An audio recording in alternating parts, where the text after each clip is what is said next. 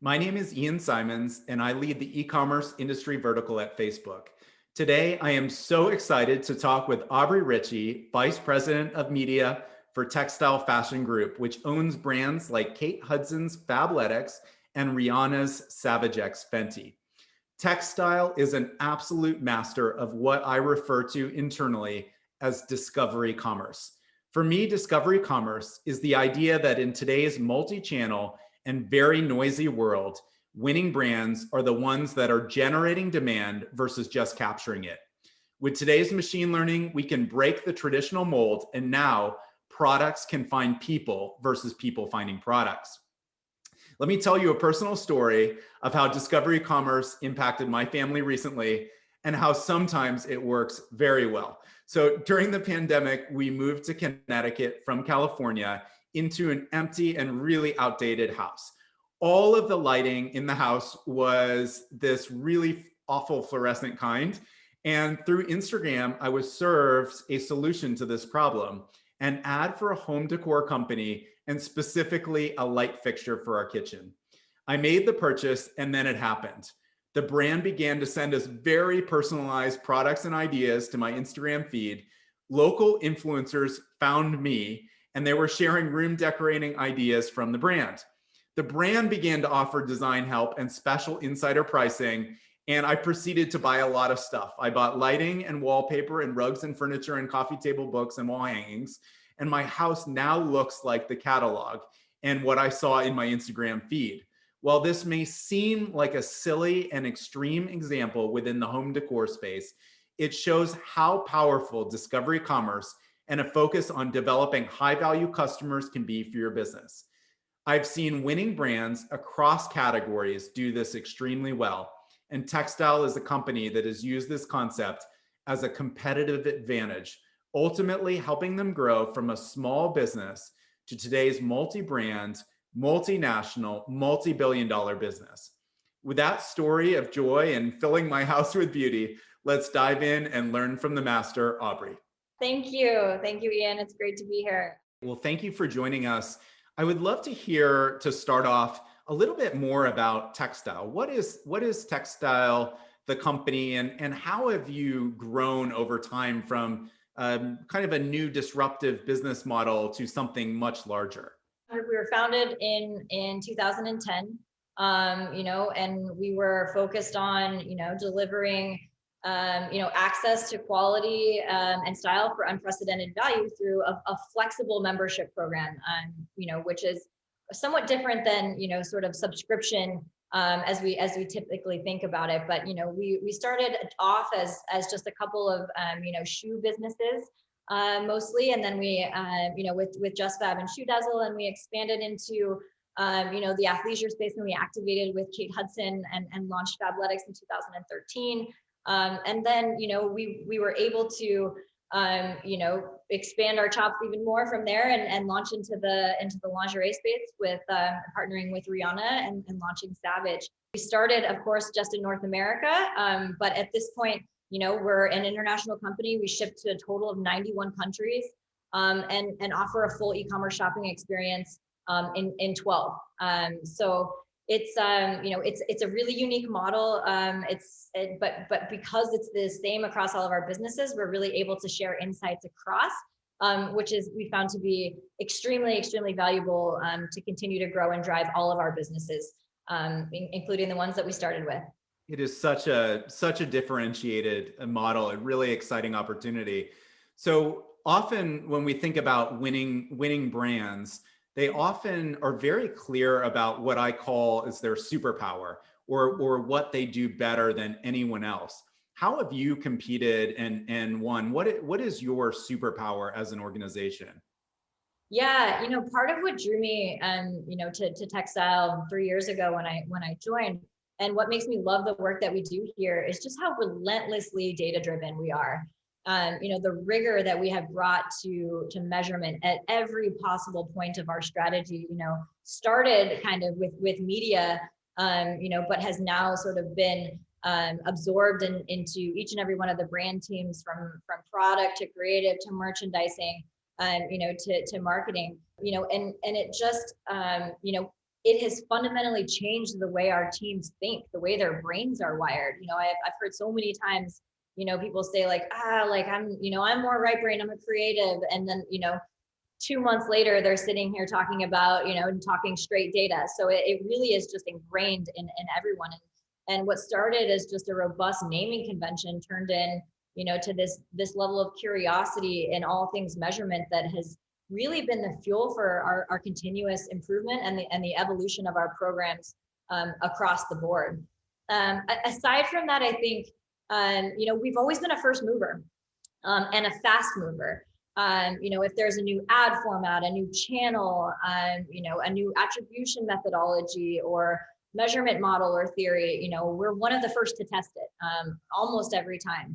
I kind of like to think about it or picture it as like the smart kid in class, that was like always first to raise their hand, except we're 6 kids because we have 6 brands.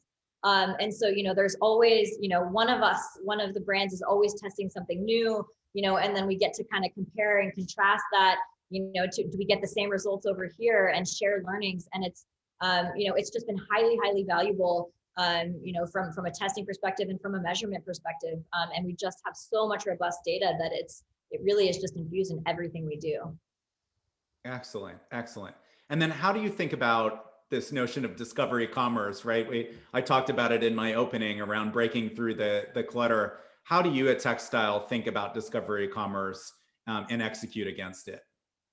Yeah, I think we are constantly searching for, and looking at like, what are the people telling us? What are our customers responding to? So, we do things, for example, we'll launch product on the site to a select group of our members at first and see what are they picking up, what are they, what are they liking, and so then that allows us prior to the month starting to tailor our creative for our acquisition efforts, based on what we know, the styles that we know were most popular of that batch. So there's things like that we sort of do the pre-work for that. But then there's, also things like our work with influencers and how we've managed to, integrate, in our influencer content and everything that we've gotten from them into just about every part of our new customer acquisition strategy, as well as our repeat business. And, the nature of influencers is such that there's so many nuances and that there's always something new to discover, new to analyze, new to optimize or leverage. So, we think about, leveraging their creative, not just in our ads and of course, having them post their organic content, but how can we infuse these into our PDPs and our grids? How can we leverage these in email? Like, does this video, work well for streaming? Does this work better for, for YouTube? And just like really making sure, that we're getting the most out of, out of those partnerships and those programs.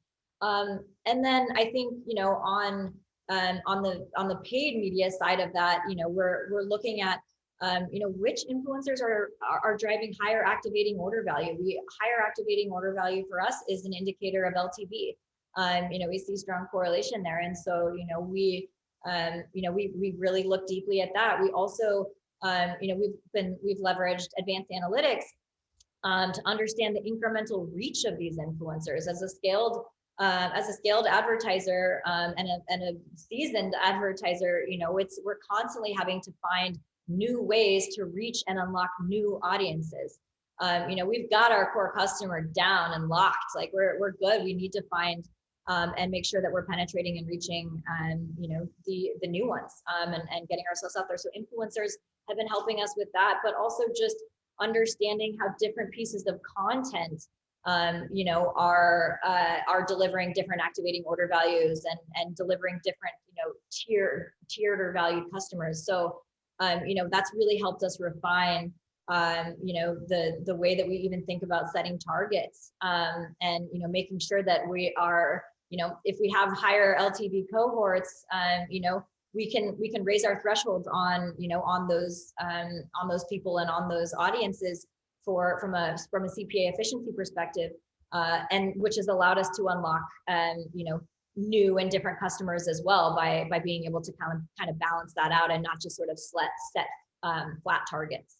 Really, really interesting. It's really interesting that you use these influencers to kind of supplement the machine learning with different data because they come with their own audience, right? So if you have a strong penetration within a certain demographic, you can use these influencers to feed the machines with new data, new audience data, to ultimately go find new pockets of audiences that our machines wouldn't necessarily know to do on their own, which is really, really fascinating. And I know influencers also is a major creative mechanism for TechStyle, right? You're able to get really interesting and personalized creative by using influencers. I'm curious, are there other things that you're doing that are interesting for the audience around just creative development? Yeah, I mean, there's so much on that front. You know, we leverage, you know, multiple different creative partners, you know, that are sort of always developing, you know, from just a different POV and really sort of supplementing our own kind of video production efforts inside. Of course, we have this massive, you know, in-house creative studio team, you know, that works on, you know, all of our commercials and pumps out a lot of our video content.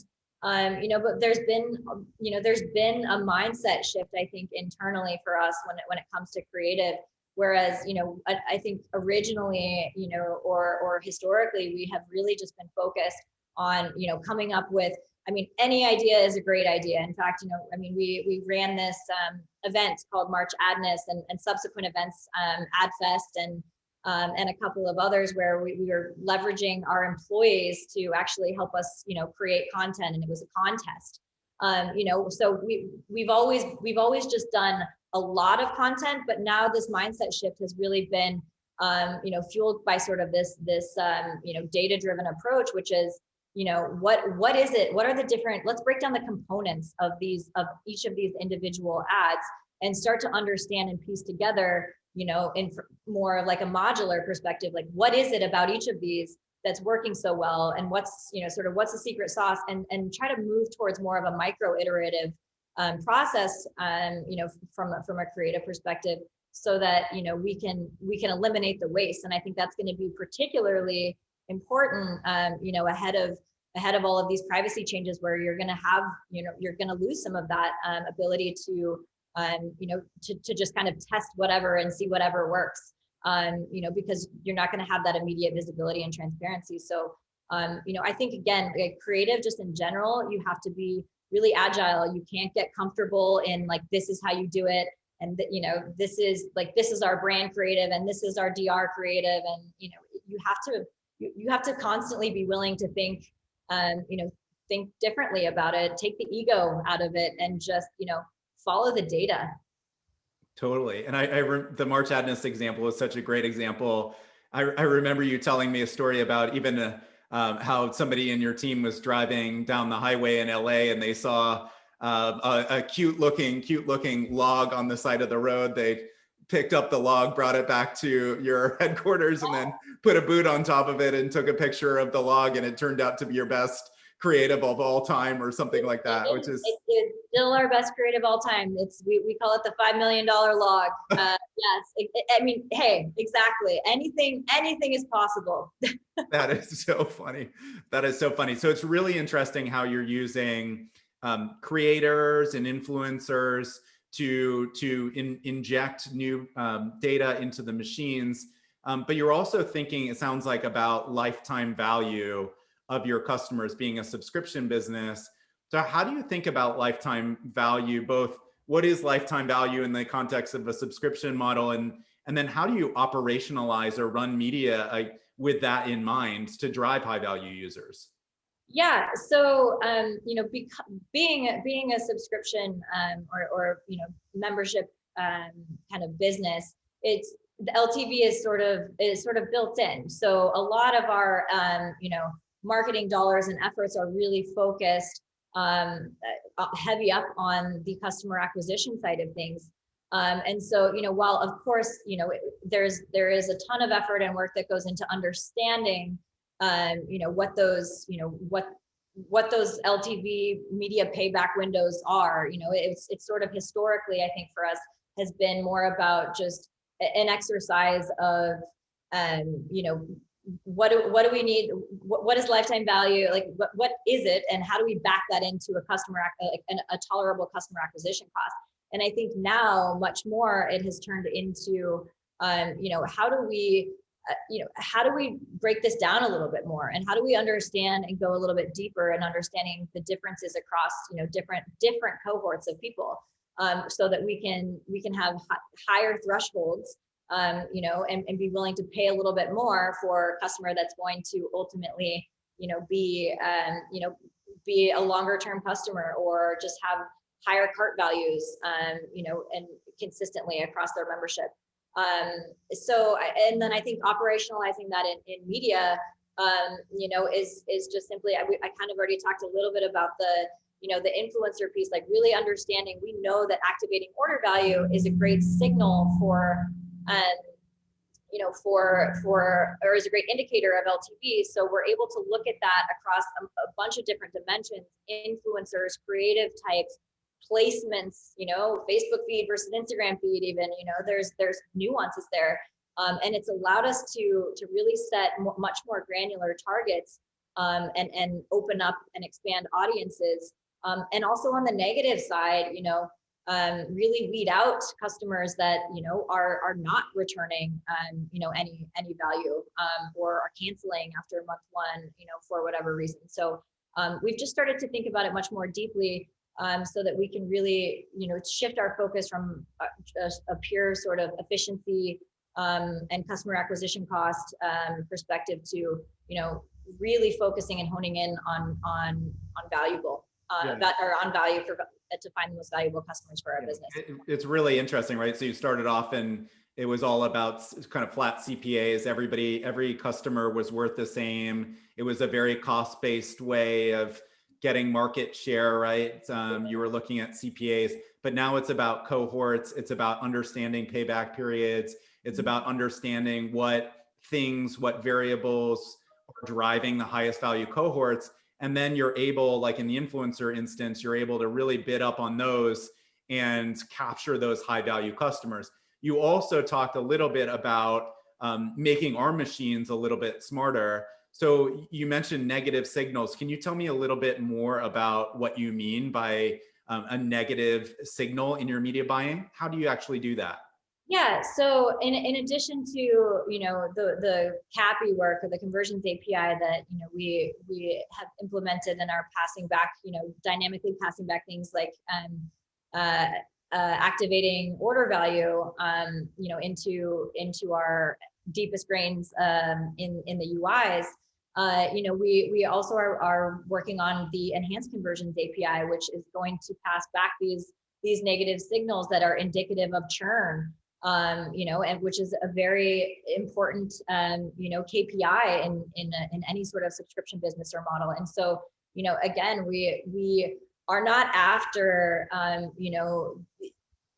it doesn't make sense for us to acquire customers at our initial activating offers, if they're not going to stick around. So, we lose money on that. And so, we want to make sure that we're going after the highest value customers that, that we can to ultimately, allow us to go get more of them. And so, yeah, leaning into the technology piece of that in order to pass back more events, to optimize towards things, but also away from things is really important to us. So we have only a couple more minutes left. I'd love to ask you a couple questions. So we'll do this in a bit of a lightning round way. So what's the one piece of advice you have for marketers out there?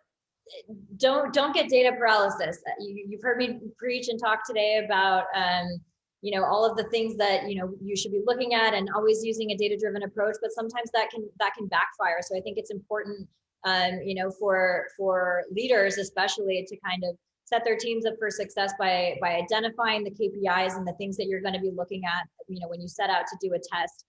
What are the things that are most important to you? But also have the data at your fingertips to be able to kind of go deeper when you need to. But it can be paralyzing. So I think teams have to be careful about that. Great. What pandemic era fashion trend is here to stay?